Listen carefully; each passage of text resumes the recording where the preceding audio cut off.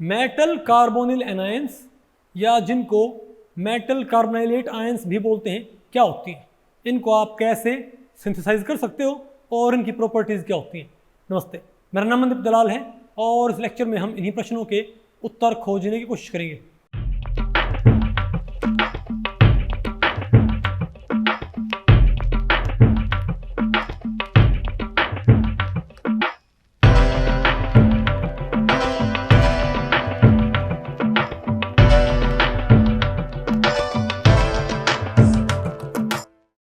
Okay, तो भाई अब बताओ मैं क्या पढ़ना है, मेटल कार्बोनाइल एनायंस। ठीक है, इनको मैं आपको बताऊं भाई कार्बोनाइलेट आयंस भी बोलते हैं। पता होगा ना आपको, अगर कोई नेगेटिव हो जाए उसे क्या बोल देते हैं, एट, जैसे सल्फेट, कार्बोनेट, नाइट्रेट। तो सिमिलरली अगर कोई आपके पास मेटल कार्बोनाइल है कुछ, लेकिन उसके ऊपर चार्ज क्या बताओ भाई, नेगेटिव, ओवरऑल चार्ज, तो हम क्या बोल देंगे, मेटल कार्बोनाइलेट आयन या मेटल कार्बोनाइल एनायन। ओके, तो इस टॉपिक को हमने टोटल भाई 3 सेक्शंस में डिवाइड किया है। पहले हम क्या पढ़ेंगे, डेफिनेशन ऑफ कार्बोनाइलेट आयंस, फिर आपने क्या पढ़ना पड़ेगा, सिंथेसिस ऑफ कार्बोनाइलेट आयंस, और लास्ट में हम क्या पढ़ेंगे, प्रॉपर्टीज ऑफ कार्बोनाइलेट आयंस। तो भाई पहले हम देखते हैं डेफिनेशन ऑफ कार्बोनाइलेट आयंस। ठीक है, देखो मैं आपको बताऊं भाई, ये एक तरह से क्या होते हैं, ये कार्बोनाइल कॉम्प्लेक्सेस भी, ये भाई क्या होते हैं, कार्बोनिल कॉम्प्लेक्सेस ही होते हैं। सिर्फ अंतर क्या होता है, इनके ऊपर चार्ज क्या होता है, नेगेटिव। और आपको ऐसा होता क्यों है, फॉर एग्जांपल अगर मैं ये कहूं VCO6, आप ये बताओ अगर आप VCO6 के इलेक्ट्रॉन काउंट करते हो राजा रानी, अगर आप भाई इसके इलेक्ट्रॉन्स काउंट करते हो तो क्या है हमारे पास, ये बताओ वैनिडियम के पास हमारे भाई कितने इलेक्ट्रॉन्स होते हैं, बताओ भाई 5, वेरी गुड। ठीक है, और भाई 6 कार्बोनाइल 12, तो हमारे पास आगे 17 इलेक्ट्रॉन्स, यानी कि भाई इसके पास एक इलेक्ट्रॉन की क्या है, कमी। और आपको पता है भाई, क्योंकि ये एक ऑक्टाहेड्रल कॉम्प्लेक्स है तो इसमें 18 इलेक्ट्रॉन्स आ सकते हैं बॉन्डिंग मॉलिक्यूल्स और ऑर्बिटल्स तक। 19वां कहां पर जाएगा, एंटी बॉन्डिंग के अंदर। तो भाई क्या ये अपनी बॉन्डिंग एनर्जी को मैक्सिमाइज नहीं कर सकता क्या, एक एडिशनल इलेक्ट्रॉन हासिल करके, इजंट इट। वो एडिशनल इलेक्ट्रॉन से कहां से मिलेगा, अगर आप इसको भाई सिंपली भाई किसके साथ गर्म कर दे बताओ भाई, सोडियम के साथ, तब बताओ क्या जाएगा हमारे पास। तो सोडियम आपको पता है इजीली क्या होता है, ऑक्सीडाइजेबल। तो सोडियम का इलेक्ट्रॉन भाई ये कौन ले लेगा, ये ले लेगा, और क्या बन जाएगा ये VCO6 नेगेटिव, इजंट इट। ठीक है, सिमिलरली अगर मैं बात करूं बताओ इसकी MnCO5 की, तो आप ये देखो Mn के पास क्या होते हैं 7, और 10 कार्बोनाइल यहां क्या प्रोवाइड करेंगे इसके पास, बोलो भाई, सॉरी 5 कार्बोनाइल भाई 10 इलेक्ट्रॉन्स, तो 10 और 7 17, इसके पास भी क्या है 17 इलेक्ट्रॉन्स, यानी कि इसको भी क्या है, एक इलेक्ट्रॉन की दरकार भाई, रिक्वायरमेंट है, समझ गए बात। तो वो एक्स्ट्रा इलेक्ट्रॉन इसे कहां से मिल सकता है, किसी, बोलो भाई, इजीली ऑक्सीडाइजेबल स्पीशीज से। फॉर एग्जांपल आपकी जो एल्कली मेटल्स होती हैं, इजंट इट, अगर आप इनको भाई उनके साथ गर्म कर दोगे, उनको भाई रिएक्ट करवाओगे, तो वहां से एक इलेक्ट्रॉन लेके और ये इजीली क्या फॉर्म कर लेंगे, MnCO5 नेगेटिव। बात आपको पहले पड़ गई। ये भी ध्यान रखियो भाई कि हर एक को इलेक्ट्रॉन्स की रिक्वायरमेंट क्या होती है, अलग अलग। किसी का अगर मानो भाई किसी को अगर 2 की रिक्वायरमेंट है तो उसके ऊपर क्या आएगा, 2 नेगेटिव, किसी को 1 की रिक्वायरमेंट उसके ऊपर क्या आएगा, 1 नेगेटिव। बात आपको पहले पड़ गई। तो इनको सिंपली क्या बोलते हैं भाई, आ गई नहीं आपको, तो बताओ यहां पर, बताओ भाई, बताओ हमारे पास क्या हो जाएगा ये। ठीक है, NaVCO6, Na plus VCO6 negative, और इससे मैं आपको बताऊं भाई ये क्या हो जाता है, स्टेबल। ठीक है, इसमें आप ये देखो भाई जो मेटल सेंटर वो तो कैसे काम करता है, एज लेविस एसिड। भाई इसमें मेटल सेंटर तो क्या काम करता है, लेविस एसिड की तरह। और जो भाई यहाँ पर, क्योंकि भाई क्या करता है, ये इलेक्ट्रॉन्स यहाँ पर क्या करता है, एक्सेप्ट करता है, इजंट इट। अरे बोलो भाई, ठीक है। और मैं आपको बताऊं भाई जो, और एक बात आपको और बताएं, ये क्या है, ये क्या है भाई, कार्बोनाइलेट आयंस, यानी metal carbonyl anions much more common होती है, बहुत कॉमन होती हैं किन कंपैरिजन में, मेटल कार्बोनाइल कैटायन कंपैरिजन में एनायन ज्यादा बनती हैं, कैटायंस बहुत रेयर बनती है। क्यों भाई, ऐसा क्यों? आप देखो भाई हमने इवन टॉपिक भी नहीं बनाया किसका, मेटल कार्बोनाइल कैटायंस का। क्यों भाई?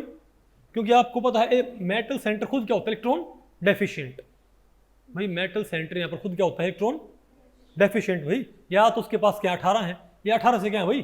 कम है, इजंट इट? अरे बॉन्डिंग होने के बाद तो भाई उसको हम क्या नहीं बनाना चाहेंगे बताओ? भाई वो इलेक्ट्रॉन लूज करना नहीं चाहेगा।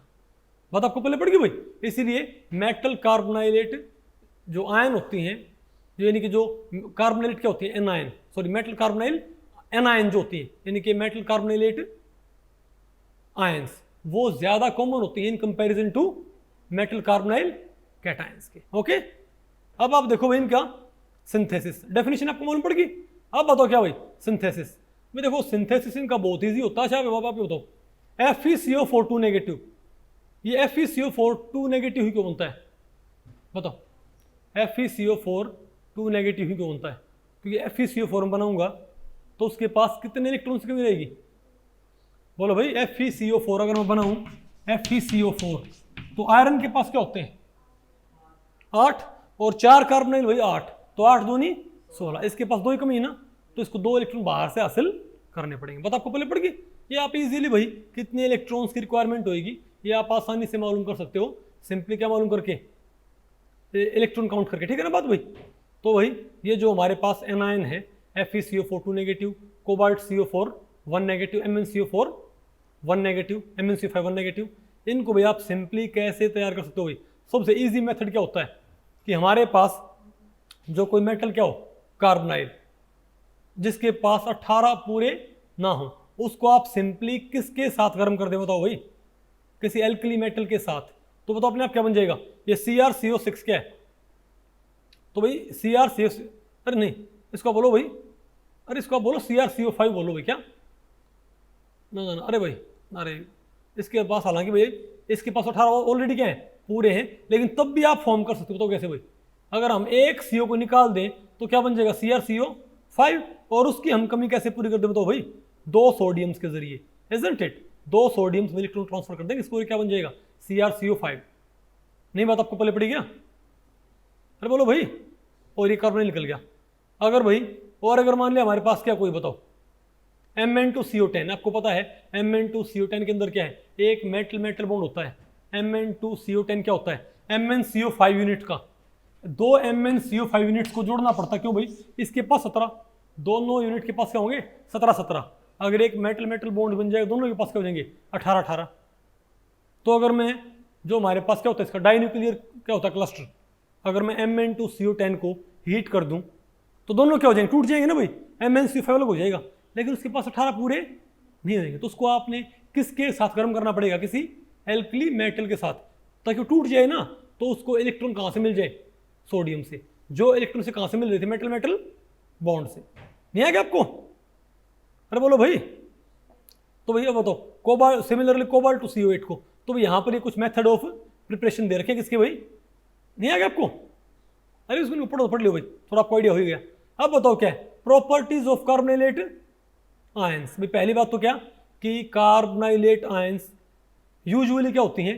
18 इलेक्ट्रॉन स्पीशीज होती हैं। रेयर केसेस में भाई अगर कोई 16 इलेक्ट्रॉन को फॉलो कर रहा है ना, ठीक है, बहुत रेयर केस में, तो अदरवाइज भी क्या सारी की सारी है 18 इलेक्ट्रॉन स्पीशीज। इसीलिए भाई हम मेटल कार्बोनाइल एनायंस के अंदर ये देख के भाई कि 18 इलेक्ट्रॉन होने में कितनी कमी है, बोलो भाई, हम नंबर ऑफ अरे इलेक्ट्रॉन्स रिक्वायर्ड, इनके हम नेगेटिव चार्ज को प्रिडिक्ट कर सकते हैं इजीली। ओके, अरे बोलो भाई, जैसे MnCO4 3 नेगेटिव आएगा, MnCO5 क्या आएगा? 1 नेगेटिव, MnCO5 क्या आएगा? 1 नेगेटिव। क्यों? एक ही कमी होती है। लेकिन MnCO4 में क्या होता है भाई? बताओ, 15 MnCO4 में क्या होते हैं? 15 इलेक्ट्रॉन्स। तो बाहर से कितने रिक्वायर्ड होंगे हमको? 3। तो चार्ज क्या आएगा? 3 नेगेटिव। आ गया ना आपको ये? और बताओ, और मैं आपको बताऊँ भाई, जो कार्बोनाइलेट आयंस होती हैं वो बताओ क्या करती हैं? ये एज, इनके ऊपर नेगेटिव चार्ज है तो क्या करती हैं? एज न्यूक्लियोफाइल, अरे न्यूक्लियस लविंग स्पीशीज क्या होती है? न्यूक्लियोफाइल की तरह बिहेव करती है। क्यों भाई? इनके ऊपर चार्ज क्या होता है? नेगेटिव। और ये किसके अंडर भाई इनके ऊपर क्या होता है? Electrophilic attack. और बताओ, these are basic in nature, क्या होती हैं भाई? इनका स्वभाव कैसा होता है? बेसिक। और down the group basic character बताओ क्या होता है इनका? कार्बोनाइलेट आयंस का down the group basic character क्या होता है? बढ़ता जाएगा। क्या बोलो भाई, ठीक है बात। यानी कि अगर मान लिया आप एक ही, मान लिया हमारे पास क्या बहुत सारी क्या है कार्बोनाइलेट आयंस, तो अगर आप नीचे वाले ग्रुप का एलिमेंट लोगे ना सेम कार्बोनाइलेट आयन बनाने के लिए, तो वो क्या होगी? मोर बेसिक। बात आपको पहले पड़ गई भाई? तो ये बताओ क्या कुछ भाई, कुछ इंपॉर्टेंट प्रॉपर्टीज। ओके, ये लॉजिकल भी है, समझ गए बात? क्योंकि हम डाउन द ग्रुप आएंगे तो इलेक्ट्रॉन्स क्या होंगे? लेस टाइटली क्या होंगे? बाउंड होंगे। ओके, अब बताओ क्या है? Which of the following statement about carbonylate ions is false? इनमें से कौन सी स्टेटमेंट गलत है? बताओ। These ions behave as nucleophiles and undergo electrophilic attack. भाई बिल्कुल ठीक भाई, नेगेटिव है तो ये कैसे एक्ट करेंगी? न्यूक्लियोफाइल की तरह, न्यूक्लियस लविंग स्पीशीज। भाई ये पॉजिटिव चार्ज की तरफ क्या होंगी? अट्रैक्ट। ठीक है, और बताओ। These ions are usually 18 electron species. ये भी ठीक है भाई, यूजुअली क्या? ऑलमोस्ट हर बारी क्या होती है? 18 electron species. These behave as electrophile. गलत भाई, इलेक्ट्रोफाइल की तरह कौन बिहेव करेगी? मेटल कार्बोनाइल कैटायन, ना कि एनायन। तो इसमें कौन सा आंसर गलत है? सी। बात आपको पहले पड़ गई? तो भाई इस लेक्चर में इतना ही। अगर इस लेक्चर के बारे में आपके कुछ प्रश्न या सुझाव हैं तो आप मुझे नीचे कमेंट सेक्शन में पूछ सकते हैं, मैं उनके उत्तर देने की पूरी कोशिश करूंगा। तो भी ठीक है, मिलते हैं अगले लेक्चर में, तब तक के लिए नमस्ते।